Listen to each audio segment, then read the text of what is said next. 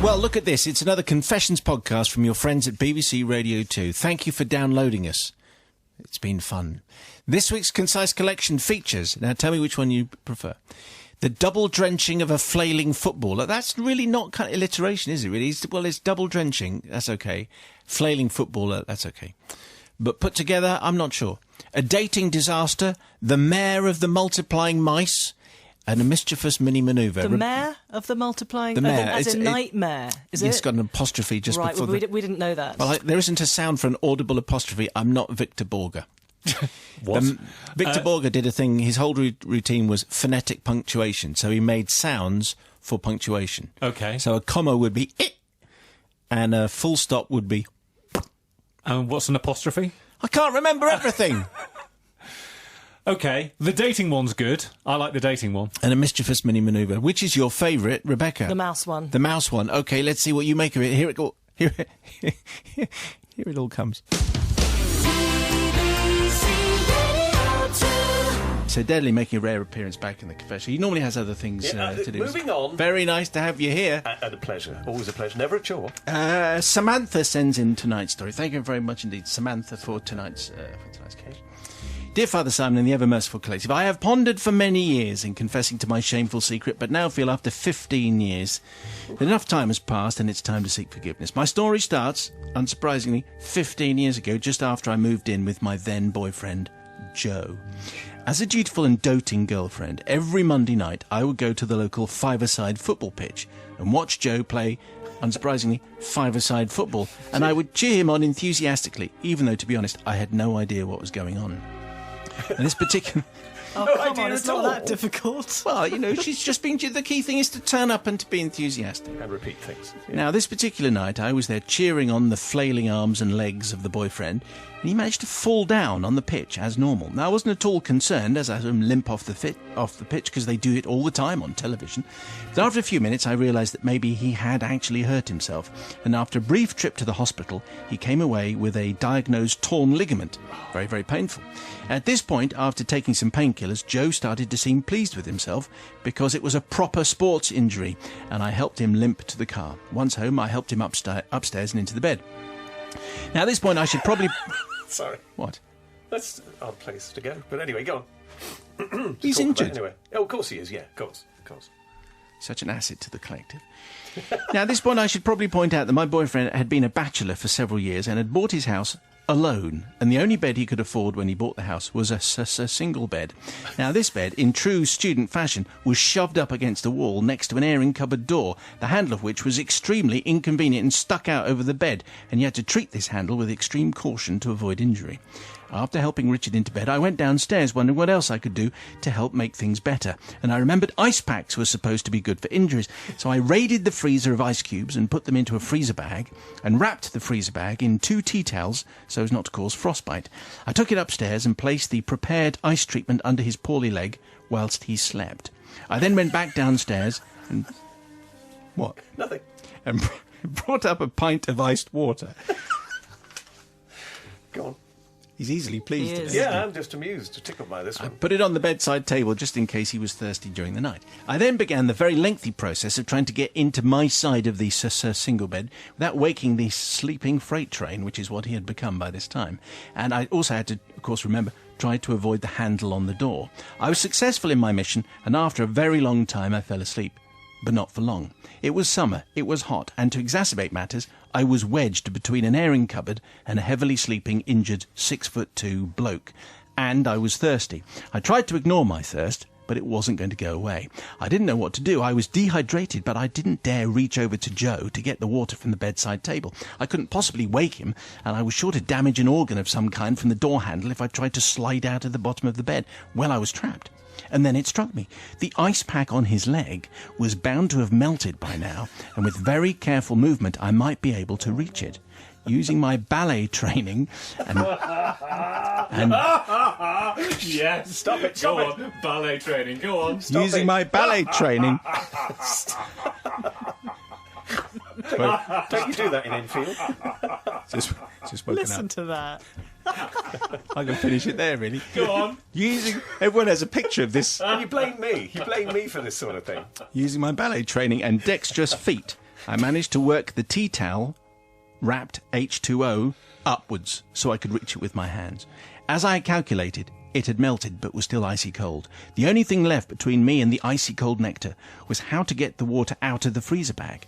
I decided the best way to get the water out would be to tip the bag up, as you would a crisp packet to get the last crumbs out, and that the water would pour out in a gentle flow like from a jug. Unfortunately, I had not taken into account the ratio of the weight of the water and the structural integrity of the freezer bag, and as I tipped the bag of ice water, it collapsed and emptied its entire contents over the top of Sleeping Joe's head. The shock of being woken up in such an abrupt manner resulted in him jerking his arms up uncontrollably and getting a second dousing by knocking over the pint glass on his bedside table. After much spluttering and choking and gasping and yelling and shouting and owing, what happened? Well, after hiding the freezer bag and the tea towels down the side of the bed, I innocently pointed to the pint glass and said, "I think you've knocked the glass of water over." Well, he was now in an awful lot of pain because the spasm had, of course, messed up his injury again, setting back his recovery by 3 weeks. So you see, Father Simon, I need forgiveness from my now husband of 13 years, who until this very moment has always assumed that it was his own fault and that he had doused himself in cold water and caused his own injury. Sorry, husband, and also forgiveness, please, from the neighbours in the adjoining semi who were woken by shouting and yelling of a fully grown man getting a double dousing of icy water. Yours in hopefulness, it's Samantha. Well, it's an extraordinary situation which he painted very well, I thought. Let's see what Sister Rebecca thinks. There was a fantastic slapstick element to that was. confession, which I Slapstick really is liked. right. Yes. She was trying her hardest not to wake her boyfriend, so she meant well. And I mean, she'd been caring for him very well up to then, I thought, but she was really, really, really thirsty, so there was nothing much else she could do. I thought it was really funny, and for that reason, I'm going to forgive. It is a splendid picture that she painted, Nelly, as she was trying to use her ballet skills to hugely funny, hugely undo funny. the tea towel in the freezer bag. It was hugely funny, but I'm not going to forgive on this occasion. She should confess, really. It was her fault. It was her fault. And it was, I don't know whether it was slapstick or a farce. It was a bit like Brian Rick's farce, isn't it? Sort of, all sort of things older going listeners. on. For older listeners, yes, indeed. Well, look it But up. no one dropped their trousers. That was always happening in a Brian Ricks farce, isn't it? One of the things that happened, yeah. But, yes, I'm not going to forgive, I don't think. No. Entirely your fault. Well, you had a few days off and you've come back all grumpy. I am What grumpy, about sister, brother Matthew? Oh, yes. A couple of things here. Number one, clearly, boyfriend needs a bigger bed. I mean, why has he still got a single bed? That doesn't make any sense. Number two, doesn't make any sense. Since when is it girlfriends coming along to five-a-side? That never happens. When did that start becoming a thing? Why not? Well, because they're not very good. We're not very good at five-a-side. So why we don't need an audience. We don't need other people there. So on both counts there, definitely not forgiven. Although I did think the story was going in a completely different direction. Yes. So thankfully it didn't. So I am definitely What direction did you think it was going let's in? not get into that now. Well, around about the time you started mentioning ballet skills. So I am going to not forgive, because he should have had a bigger bed. And actually, that's not her fault. In which case, I am going to forgive, because he should have had a bigger bed. And shouldn't be inviting his girlfriend to watch him play five-a-side. So here we go with tonight's confession, which comes from Joni. This name is made up and has been chosen for a specific reason, which you'll get if you're a fan of 70s music. Joni says, "Hiya, Father Simon and team." She's very informal, actually, so we carry on. "My confession still makes me cringe after 21 years. And although I am a mature, intelligent woman drawing my pension, I need your forgiveness and understanding. As a newly divorced woman looking to bring some passion and excitement into my life, I joined a well-known dating agency. These were the days before online dating, when introductions were done by mail, as an M-I-L. What? M-A-I-L. Yes. M-A-L-E. Can you spell mail? Did I say just M-A-L? M-A-I-L.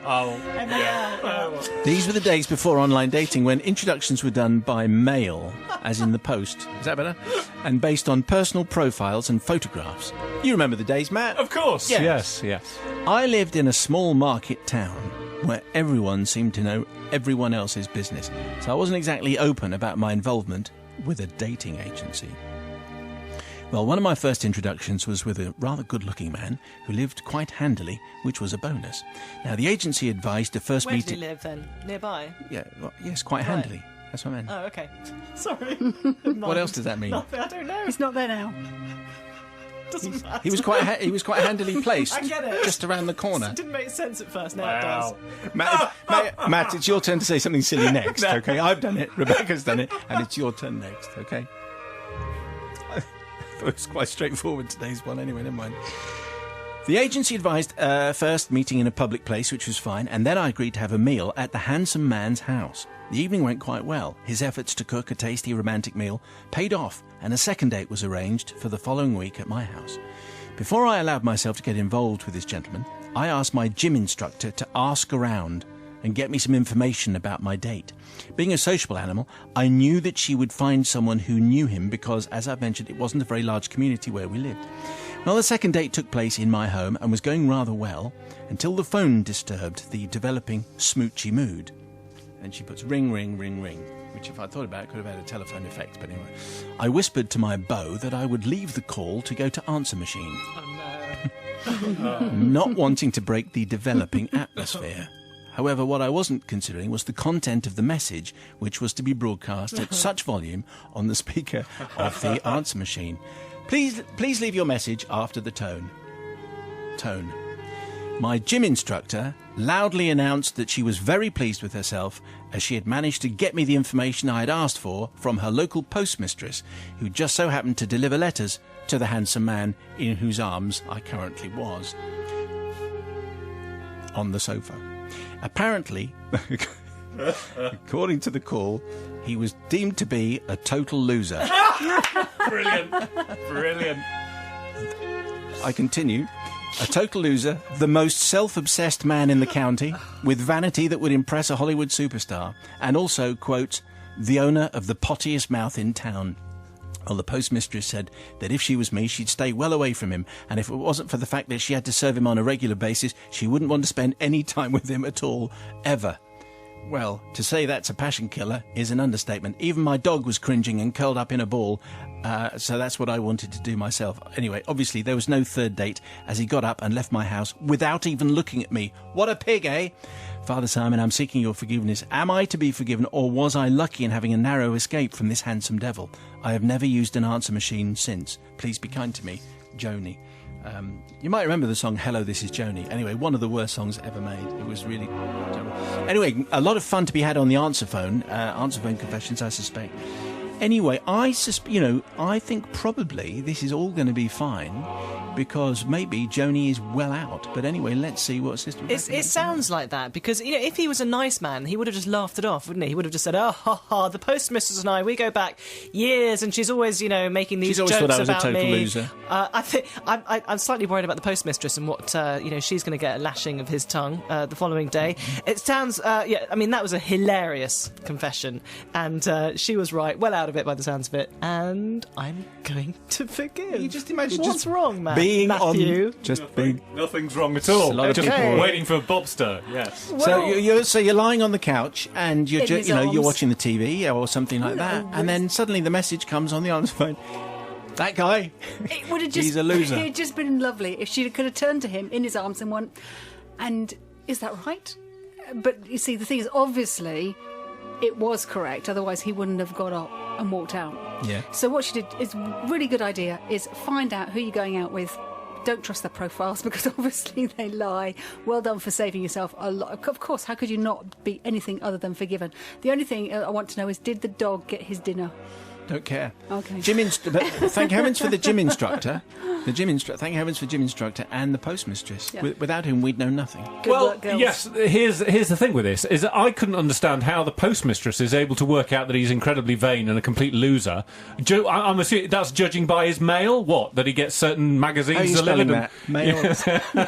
Mail. because she said she deals with him every day. Oh, really? He obviously goes into the post office. Is there a mirror? There must be a mirror in the post office that he's constantly looking at because he's so vain. So I'm going to say probably forgiven, actually, because your best shot of him, because he does sound a bit vain and a complete loser. So therefore, yes. I reckon he might. I bet he's a candidate on The Apprentice. Don't you think? He sounds exactly like Might be that. a bit Walk the old walk, now. talk the talk. Dance the dance.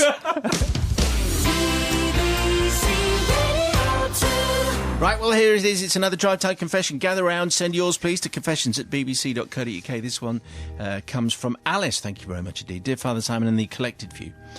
Coming up to my 8th birthday, I desperately wanted a pet of my own. Now, usually when I come, that's an opening sentence. Normally, we don't get any further than that because bad things happen. Finally, after much persuasion, my understanding mum agreed that a couple of mice would be acceptable, as long as I absolutely promised that she wouldn't have to touch them or clean them out or see them or hear them, and that they were both girls, so that there was no possibility of babies. The mice, who actually now, there were 4 of them because the mouse book from the library said that they were less likely to fight if kept in small groups, were duly picked up from the pet shop. The pet shop man confirming to my mother that they were all definitely girls, and they were brought home after a short detour to the vets to make doubly sure that they were absolutely definitely girls. Sorted. Having just read The Mouse and the Motorcycle, this is a work that I'm unfamiliar with. Anyone read The Mouse and the Motorcycle? No. Is this a children's classic, Matt, in your book, in your house? I'm guessing it is. It doesn't sound like James Joyce, does it? No. So, anyway, yeah. Having just read The Mouse and the Motorcycle, I was excited by the possibilities of mouse transport, and after several days, I built them an open-topped mouse carriage on our Lego train set, letting them go round and round in circles behind the battery-powered engine while stuffing their faces with food. My dad suggested that perhaps I should feed them a little less, as they were starting to look very, very fat. But other than that, all was going very well. Then one morning, when I had to clean them out before school, I found that one of them had built a little nest, and it was full of pink, squirming, blind little babies. They hadn't been eating a lot, been pregnant. Now, obviously, the sensible thing to do at this point would have been to tell my mum, but I was quite convinced in my 8-year-old world that she would immediately kill them or something worse. I'm not quite sure what would be worse, but anyway. But by the following morning, it became clear not just that one, but all 4 of my mice were pregnant. In fact, they were POA, pregnant on arrival, and I now had something close to 40 mice in my bedroom. Ew. Now, I knew I'd have to confess to something. Once they'd started crawling and opening their eyes, they weren't going to stay hidden away in their nests for very long. So, working on the idea that big numbers would freak my mum out all the more than small ones, I confessed to a single small litter of babies arriving. I thought maybe 8 or so would be fine, and after my dad had calmed her hysterics, promised faithfully that as soon as they were old enough, I'd take all the babies back to the pet shop. Given that she thought naked blind mice were even more freaky than full-grown furry ones, she didn't demand to see the evidence. Phew. At about 3 weeks old, trust me, they were ultra cute, running around very fast in the cage, which I'd filled with plenty of cardboard tubes and vegetation, so there was plenty of place to hide, and having lots of fun playing.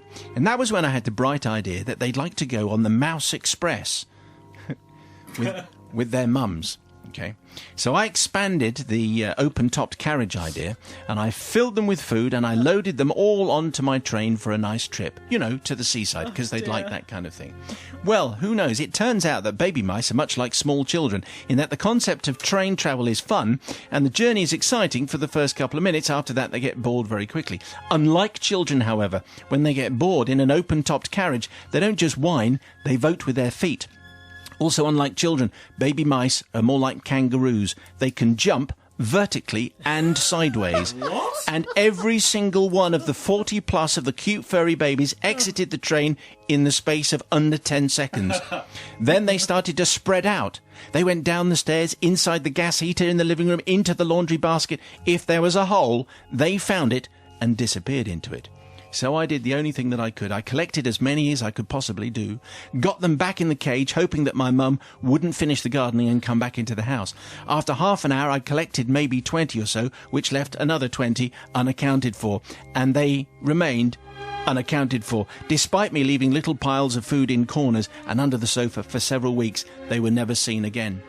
However, they obviously did hang around the house, because my dad spent the following few months repeatedly rewiring the plugs and the sockets, which seemed to keep shorting, and it drove him absolutely crazy. In the end, it was put down to the old Edwardian wiring in the house, or possibly ghosts.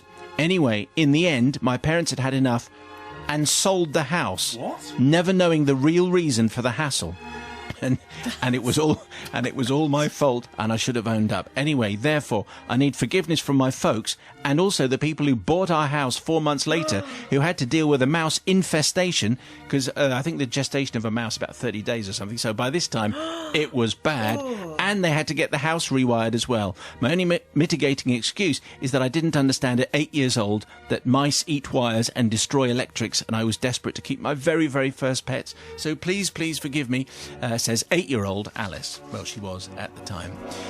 Well, there aren't many mice confessions, so thank you very much indeed, but it was, and they escaped into the wild. It's just that they ate the plugs and they made the house a little bit problematic for the next people who were in. What do you say, Sister Rebecca? I love the idea of the Mouse Express. I love the image of them all jumping off like, excuse me, mini kangaroos, just hilarious.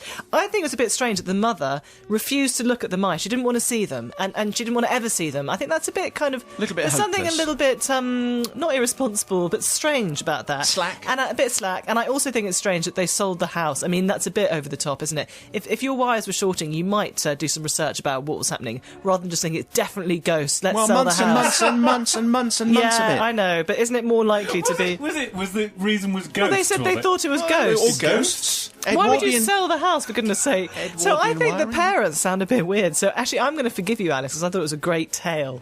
The Bobby from the Priory there. Just very quickly, can you imagine being 8 years old and how scared she was? Absolutely terrified of 40 mice disappearing around the house. One thing you should do is check the vacuum cleaner. Always check the vacuum cleaner. That's your first I like point. the fact that all 40 escaped at the same time, and there was no chance of getting them all back. Brother Matthew now. Forgiven, by the way. Oh, thank you. Yeah, no, split up, absolutely. I had no idea that little mice could jump up and sideways at the same time. How very agile of our mouse cousins. I am going Mouse to... cousins? Yes, whatever. I am going to forgive because I think it's a great story. I think the idea that you actually... I always forgive if we have got really good consequences to the confession, and the fact that you actually... You end up having to sell your house because of something that you did that was obviously pretty innocuous, then I'm going to definitely forgive just because of that. Welcome to another Drive Time confessional. The novice has turned up, which is always makes me slightly nervous because who knows what he's going to say. And it's not a foodie confession, but it does involve one of your other passions, Nigel. Aha. Okay. It comes from Robert. Love making. There you go. There you go. Straight away. No. No, actually not. Live radio, Surprisingly. everyone. Well done. Rugby. This is Nigel's final appearance on the confessional feature before he's replaced by next week's programme by, frankly, anyone who's passing. So Robert says, Dear Simon and the Synod, now that summer is over, I spend my evenings driving my son to and from rugby training, and on the journey we often listen to your confession slot. As a result, my thoughts have turned to some events of my youth. More than 30 years ago, I found myself in need of absolution. In my teenage years, I, along with about 500 other boys, was a pupil at a minor public school. Although not famous, our school was indeed venerable, both in age and due to having been founded by a local bishop at the time. Being a religious foundation, the school had its own chapel, which we had to attend every day. Really, every day. A short service every morning, Monday to Friday, a Saturday morning practice for Sunday service, and then a full service on Sunday morning and sometimes Sunday evening as well. As you can imagine, this was not particularly popular with the boys, particularly since the minister, also our RE teacher, was, how shall we put this, not held in high esteem by anyone. As a result, the chapel was the focus of many pranks. This is not the story of how all the hymn books went missing for a week, nor is it the story of how the chapel organ stopped working during a service attended by the bishop, nor is it a confession about the time one Sunday morning when the church Bible became illustrated with pictures of our favourite pin-ups. This is a different story entirely, one that is still told in the school. Unlike our RE teacher, the school principal was well loved by the boys. He knew everyone by name, always had a kind word for anyone feeling homesick, knew our grades, abilities and backgrounds off by heart. But most of all, he loved rugby. He'd been quite a player in his youth in Wales and could always be seen on the touchline, whether the first 15 or the under-13s B team, shouting encouragement and advice. And when the first 15 did well, they'd be invited for tea and cakes and one of his rugby anecdotes. The final character in our story is a new teacher who'd recently arrived in school. This teacher brought with him his prized possession, a battered, rusty old Mini, which he cherished unreasonably and ridiculously, and on which he spent his weekends lavishing care in its parking spot near the chapel and not far from the principal's house. One autumnal Saturday evening, returning from a first 15 tea at the principal's house, just as we passed this old Minnie, we were discussing the principal's latest anecdote of how on one match trip the team bus had been blocked by a broken-down car, and the team had got out and lifted the car out of the way. Well, we stopped as one, and we looked at the car. We looked at the doorway of the chapel. And the same idea occurred to all of us. Had he been having us on? How wide was the chapel door? Could it be done? Well, there was only one way to find out. After some experimentation and borrowing some poles from the pavilion, we discovered that yes, 12 or 14 strapping young men could indeed lift a Minnie, and with some judicious manoeuvring, muffled laughter and much shushing, the Minnie was relocated. And so it was that the following morning the whole school strolled into chapel for the Sunday service to find the well-loved old Minnie positioned in the chancel, facing out to the congregation with a number of bed sheets fashioned into a large and rough but recognisable dog collar sitting on top of the Minnie. Well, silence reigned, and the minister fumed. The Minnie's owner looked baffled. Some of the teachers frowned, but some were observed to be trying to conceal smiles. At length the principal spoke. I'd like to know by the end of today who is responsible. If I do not, the school's half-holiday will be cancelled. Chapel is dismissed. No idea if he spoke like that. It's just a guess. Well, the game was surely up. Every boy in the school knew who was responsible, and probably most of the teachers did too. We waited in trepidation for the summons to the principal's office. All day we waited, but it never came. That evening, I and some of the other players were throwing a ball around on the training ground when the principal strolled over. Was this it? The moment of doom? Boys, he said, you may remember I told you that I and my teammates once helped lift a car off the road. Consider it a challenge to see if you can do the same. Remove Mr. X's car from the chapel. Good evening.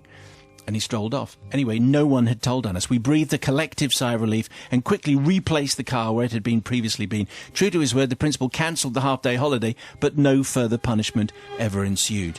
But clearly, I'm going to need forgiveness from all the other first 15 players of that long time ago, not forgetting everyone's day off cancelled. Frankly, any boy could have reported us, and the fact that they didn't shows that they were with us all the way. I don't seek forgiveness from the car's owner. His car was undamaged, and it earned him a reputation as a good sport that lasted his entire career. Nor do I seek forgiveness from our chaplain or the chapel. They got what they deserve for spoiling our mornings every day of term. I do, however, seek forgiveness from our rugby-loving principal for putting his anecdote to such misuse, and because plainly he knew that we were responsible but couldn't bring himself to punish the school rugby team. I throw myself at the mercy of the confessional court. Now, what's interesting, and if you heard it a few weeks ago, we did have a let's all move the car confession, but what this does is it actually moves a car into church and there decorates it with a dog collar. I'm not sure quite how many car moving stories we're going to get, but let's see what Sister Rebecca made of this one. I love the image of the Minnie facing the congregation with the dog collar. That's just a great image. How about that? Yeah, I think that it was quite sad that the half holiday, is that what it's called? Half holiday was cancelled, but everyone in the school knew who did it, and they all kept quiet because they thought it was a great practical joke, and I think they accepted that was worth having the day cancelled. And I think the principal sounds like a great man. I think he genuinely admired them for it, and that's why he didn't punish them. So I think all in all, I'm going to forgive. He knew exactly who'd done it, didn't he, Novice? Because he just told them all about moving a car merely years before. So there you go. He knows exactly who's responsible. The Rev, absolutely. But the headmaster. Yeah, but wasn't he? I'm not saying he was a reverend, wasn't he? Carry on. Yeah, but he was also. No, he wasn't. Okay. The reverend was the RE teacher. Sorry about that. Have you been listening? No, I've been listening to classic FM again. Deadly back in. It could have been a miracle. No one's actually even suggested that. No one's. It could have been a remarkable elevation. Good point. Yeah, and I think the Italian job has become the papal job. That was Minnie. So all those different elements. The Hillman Minx we talked about recently. Hillman Minx. I like that. The Hillman Minx. Okay. So I think you're absolutely forgiven. I think it's a fantastic jolly jape, and the fact that no one really got half a day. Well, it's worth encouraging miracle and church and clergy-based confessions just because it's always quite a rich scene. What do you have there, Matt? A couple of things spring to mind here. Number one is if you happen to drive a Mini or a smart car or anything like that, don't drive it anywhere near a rugby club because it appears that they can't help themselves. As soon as you see a car that size, they have to go and take it somewhere. As some form of jolly jape. We've all had a couple of beers. Let's make sure we can take the Mini and put it somewhere bizarre. The other thing that strikes me is why are they he said to them, move the car. So they move the car, but he still cancels the holiday. That's not fair. He said, right, I'm going to cancel the holiday unless that gets moved. It gets moved, and he still cancels the holiday. I say that is not on, and punishment not fitting the crime there, so I am going to forgive. Excellent. That's because they didn't confess. Yes, that does not cut any mustard with me. They moved the car. It's a yin and yang world you live It in, is, isn't it, Matt? it is very You much, give with one anyway, hand, you take away Time's with the up. I'm other. going to fade them all out. They were this week's confessions. Who did you forgive? And then let us know your own shadowy secret, please. Send us an email, confessions@bbc.co.uk. Thanks so much. Thanks for nothing, Rebecca. You going to do that again? Nope. Seriously? No, that's Oh, it. we're going to leave that in, are we? Yep. Leave the whole thing in. Yeah, Even leave it this all in. Leave conversation this now. in. Leave this in. This is Yeah. called a Yeah. podcast extra. Really? Yeah. Brilliant.